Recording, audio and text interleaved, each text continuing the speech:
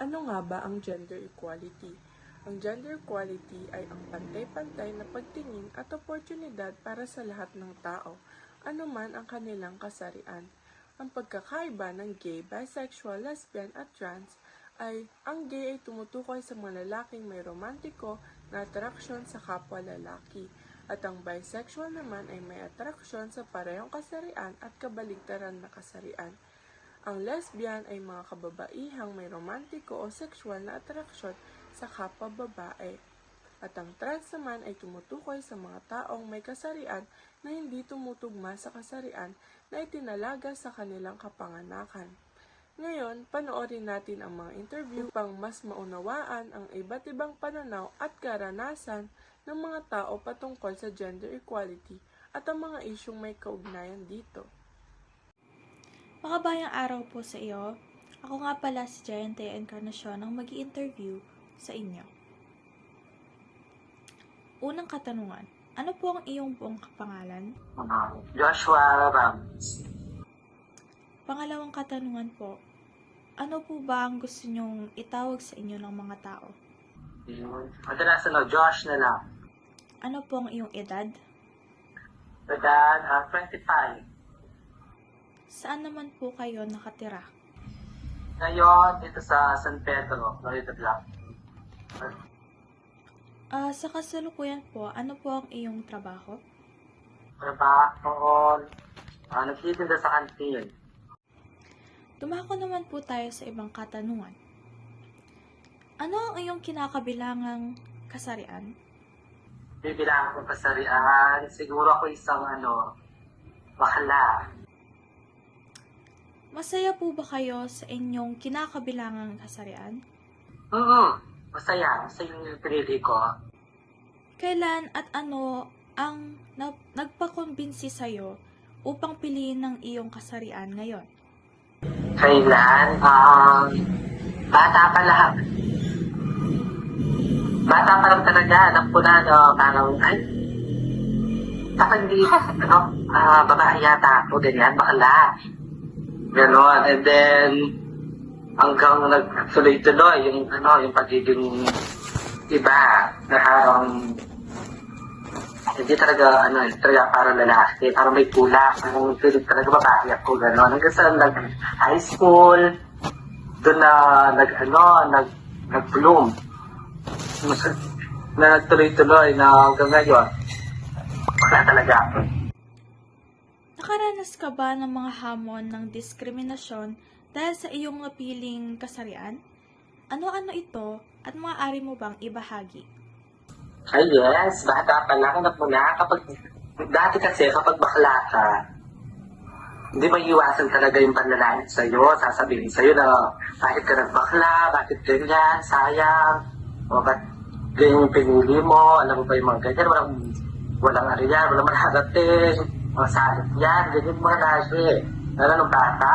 Pero hanggang ngayon naman, matanda na, at naisip na, yun na, pinapabayaan ko ng mga ganong bagay na kubuli sa'yo, hanggang sa tagapin mo yung sarili mo. At wala kang pakialam sa mga buling ginagawa nila sa'yo. Paano mo hinaharap ang nasabing hamon ng diskriminasyon batay sa iyong kasarian? Hinaharap, huwag mo na silang pansinin, and then, kasi mas kilala mo naman yung sarili mo kaysa sa kanila. As long as natanggap mo yung sarili mo, kung ano ka, sino ka, mas, yung mga sinasabi nila sa'yo, wala ka ng pakialam mo. Inaanong lang sila as a inspiration, yung mga sinasabi nilang galing sa'yo, para ma-motivate ka pa at gumawa ka ng magandang paraan para patunayan sa kanila na mali lahat ng mga sinasabi nila. Sa iyong palagay, ano-ano ang halimbawa ng gender inequality o hindi pagkakapantay-pantay ng kasarian sa ating komunidad? Yun nga, tama daw pa rin sinabi ko sa pag-CR, kapag bakla ka, pupunta ka sa pamalalaki CR, o yung mga lalaki, anong gagawin nila, titignan ka pa ng masama, o ba't ka dito, ganon-ganon. Sisi sa mga babae, pupunta ka doon, sasabihin din yan, ba't nandito kami, ganyan-ganyan. So, hindi ka pantay-pantay yun, di mo alam kung saan ka pupunta, saan ka lulugar. Di ba? Sa iyong palagay, paano nakakatulong ang mga batas tulad ng anti-discrimination law sa pagtanggol ng mga karapatan ng taong may ikalawang kasarian? Sa batas, anti-discrimination law. Maganda naman yung batas na yon, pero hindi rin yun naman sapat para maprotektahan lahat. Sa bagay, di naman lahat ng LGBT yung nakakaranas ng discrimination, kahit anong gender na di-discriminate. So, kulang yung batas. May batas tayo pero kulang. Siguro, mas palawakin pa at ibigay na rin yung hinihingi ng mga LGBTQI+ na batas na ipasa na lang yung SOGI bill para sa amin. Huling katanungan po. Kung ikaw ay ang tatanungin, dapat bang ituring na pantay-pantay ang lahat ng mga kasarian sa ating kasalukuyang lipunan? Bakit? Naman, dapat lang naman tayo pantay-pantay. Lahat tayo may kanya-kanyang pananaw sa buhay, may kanya-kanyang sana pantay-pantay tayo kasi pantay-pantay tayo ginawa. Tao rin din naman kami, may karamdam, may gusto, lahat-lahat. At wala namang kakaiba sa akin. Kung siguro bibigyan ng pagkakataon na mas intindihin at ginawain din kami, siguro na tayo mamumuhay ng payapa na walang halong pangbubuli at diskriminasyon. Muli, maraming salamat po sa pakikilahok niyo sa amin. Salamat po. Magandang gabi po, ako po si Precious Amiel S. Melendres at inaaninyahan ka po namin para sa aming interview sa isignaturang Araling Panlipunan. Kung komportable na po kayo, dadako na po ako sa unang tanong. Ano po ang inyong buong pangalan? Ako si Andre F. Manuansal. Kilala po kayo sa tawag na? Andre, Ilang taon na po kayo? 22 years old. Saan po kayo nakatira ngayon? Sa Santa Rita, Lubao, Pampanga. May trabaho po ba kayo o wala? At ano po ang inyong trabaho? As of now, I am currently studying. Wala pang work. Ano ang iyong kinabibilangang kasarian? As of now, I consider myself as bisexual. Masaya ka ba sa iyong napiling kasarian? Oo naman, masaya dahil mas na-express ko yung sarili ko at mas komportable ako dito. Kailan at ano ang nakapagkumbinsi sa iyo upang piliin ang iyong kasarian ngayon? Siguro, habang lumalaki tayo, mas nagiging matured yung isip natin. So, pinili ko yung sexual orientation ko ngayon kasi dito ako masaya at dito ko mas nakilala yung sarili ko. Nakaranas ka na ba ng hamon ng diskriminasyon dahil sa iyong napiling kasarian? Ano-ano ito at maaari mo bang ibahagi? Siguro sa high school, pero hindi naman siya totally bullying. Siguro dahil mas masculine akong tignan at mga lalaki yung mga kasama ko kaya hindi ako nakaranas ng bullying. Paano mo hinaharap ang nasabing hamon ng diskriminasyon batay sa iyong kasarian?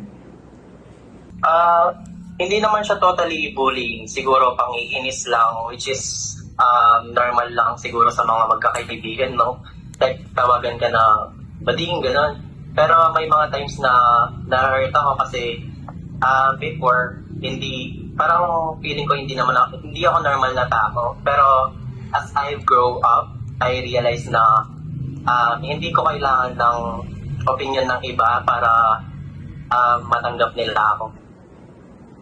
Sa iyong palagay, ano-ano ang mga halimbawa ng gender inequality o hindi pagkapantay-pantay ng kasarian sa ating komunidad?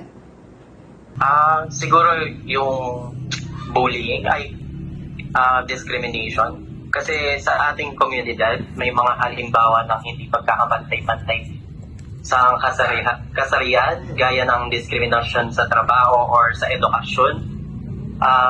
Like, kunwari, sa trabaho, mas mababa yung sahod ng babae kaysa sa lalaki. Then, sa mga LGBTQ, like, limited lang yung paggamit nila ng mga comfort, mga CRs, ganun. Kaya, may mga pagkataon din na yung mga babae is mas mababa yung nakukuha nilang oportunidad sa edukasyon at trabaho, habang yung mga LGBTQ na tao ay nahihirapan na makahanap ng trabaho na parang normal sa kanila. Sa iyong palagay, paano nakakatulong ang mga batas tulad ng anti-discrimination law sa pagtatanggol ng mga karapatan ng mga taong may ikalawang kasarian? Siguro yung anti-discrimination law is binibigyan na ng protection ang bawat isa, kabilang na yung ikalawang kasarian or LGBTQ. Sa pamamagitan ng batas na ito, na ipapakita ng bawat isa, anuman ang kasarian o sexual orientation, ay may karapatan tayong hindi makaranas ng diskriminasyon sa iba't ibang aspeto ng buhay.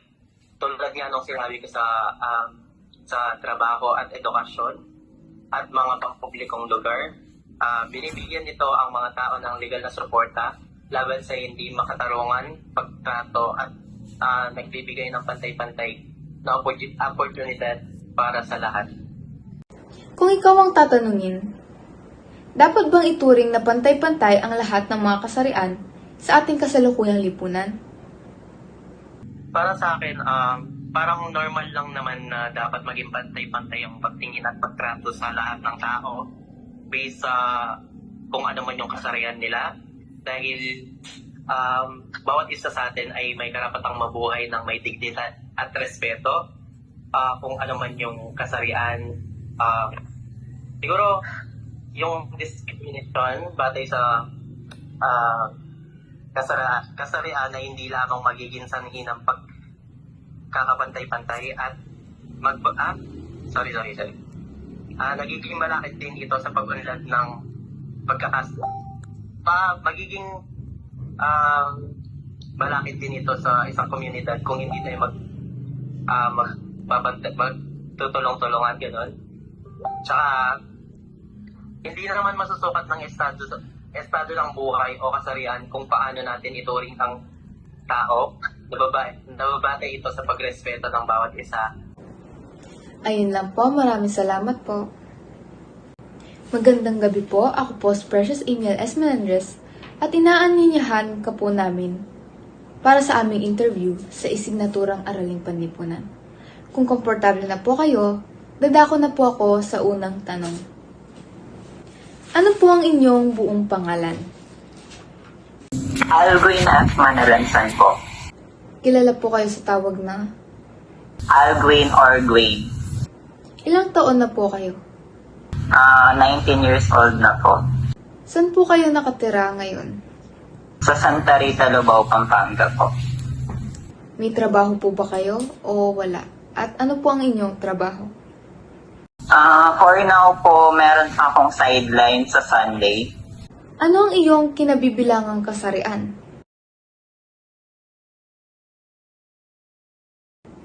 Masaya ka ba sa iyong napiling kasarian?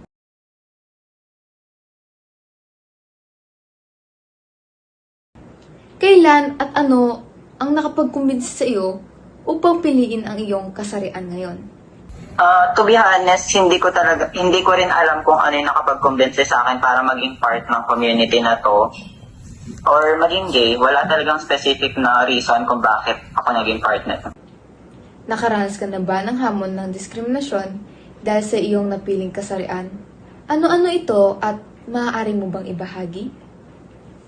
Nakaranas na ako ng diskriminasyon, oo, pero hindi ko siya tinake as a negative side since hindi naman ito nakaka-apekto sa pamumuhay ko. At yung discrimination na yon is nung elementary kasi ako palagi nang tinatawag na bading, bakla, bayot, salot sa lipunan, kasalanan sa Diyos. Tapos, syempre bata ka pa lang, hindi ka pa talaga mulat sa lahat ng bagay. So hindi talaga ako nagpe-pay attention sa mga yun. Tas up until now, meron pa rin namang ganong situation na tinatawag nila akong ganon. Pero ngayon tinitake ko na lang sila as a joke. Tsaka nung bata naman ako, tinitake ko sila kasi nga totoo naman nabadig talaga ako. Paano mo hinaharap ang nasabing hamon ng diskriminasyon batay sa iyong kasarian?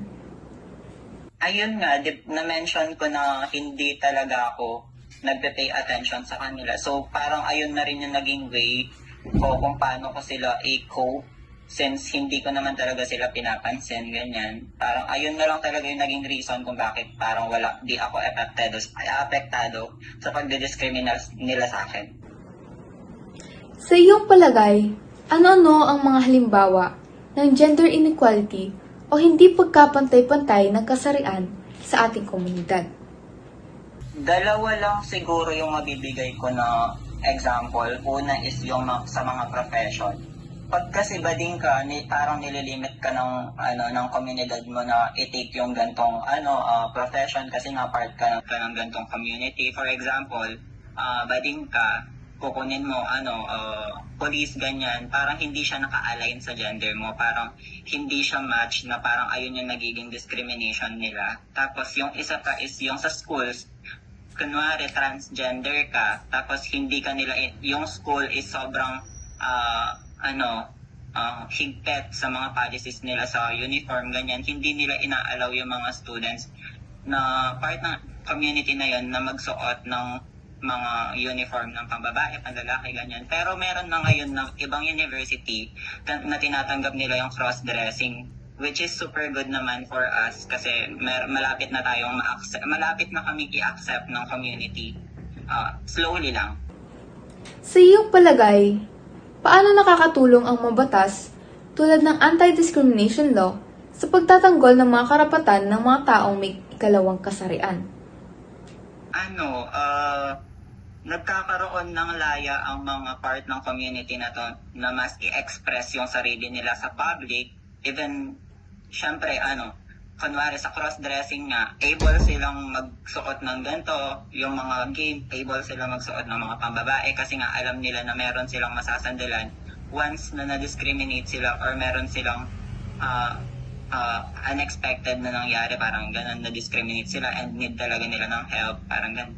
Tapos parang meron silang mapagre-relayan pag nakaranan sila ng naaagrabyado sila. Kung ikaw ang tatanungin, dapat bang ituring na pantay-pantay ang lahat ng mga kasarian sa ating kasalukuyang lipunan? Siyempre, let people live. Kasi nga, first of all, hindi naman nila pinili yung maging part ng community na to. It's just that in-express lang nila yung sarili nila on a way na naging part sila ng community na to. At syempre, in-align lang nila yung mga actions nila sa gender na magiging kabilang sila. Tapos, tsaka kung hindi naman nakaka-apekto sa ibang tao yung gender nila or yung ganong situation, bakit mababother yung iba na pansinin pa sila or mag-disagree kung ano man ang gusto nila? Kasi nga, kaya naging part sila ng ganito kasi mas nag-e-excel sila and mas na-e-express nila yung sarili nila. Ayun lang po, maraming salamat po. Magandang gabi po, ako po si Jared Gatus, ang mag-i-interview sa inyo. Kung komportable na po kayo, maaari na po ba tayong magsimula? Mga katanungan, buong pangalan. Ako si Santos Gianna Lynn F. Kilala sa tawag na Sali na lang po. edad, 17. tirahan, Wala pa po. role na ginagampanan sa tahanan o lipunan na kinabibilangan. Ginagampanan ko ang pag-aalaga ng aming mga alaga hayop at ang pag-aaral ng mabuti. Ano ang iyong kinabibilangan na kasarian? Lesbian po. Masaya ka ba sa napili mong kasarian? Nung 16 na ako, napagtanto ko na iba din ang nararanasan ng mga lesbian.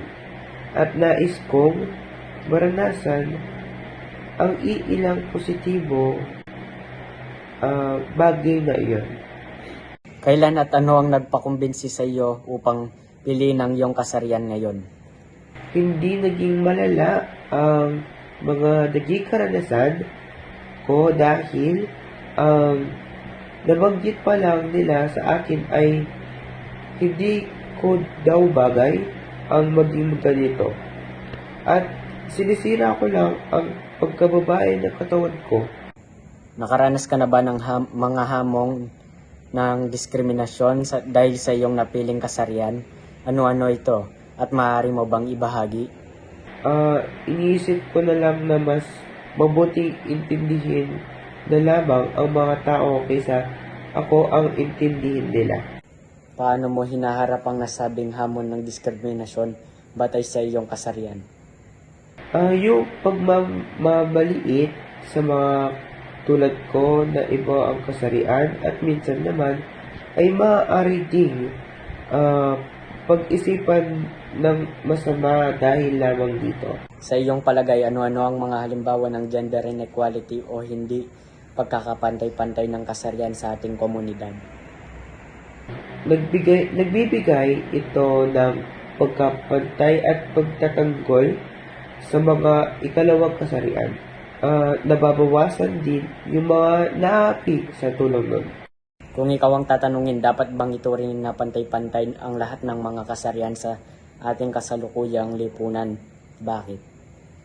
Oo, at dapat lang. Dahil nasa makabagong henerasyon na tayo. Kailangan na nating sumabay sa panahon at pag-iisip ng makabago. Thanks. Maraming salamat po. Muli ako po si Jared Gatus.